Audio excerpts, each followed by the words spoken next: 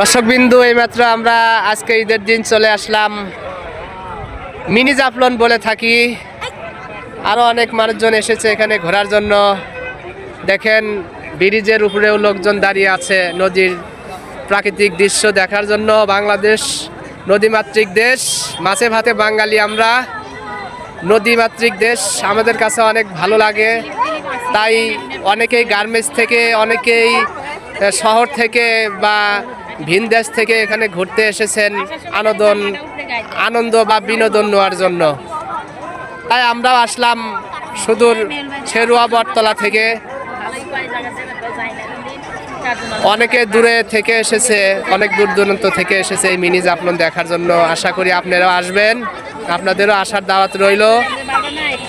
সুন্দর নদীর স্রোত গড়ে এসেছে ব্রিজের নিচ দিয়ে।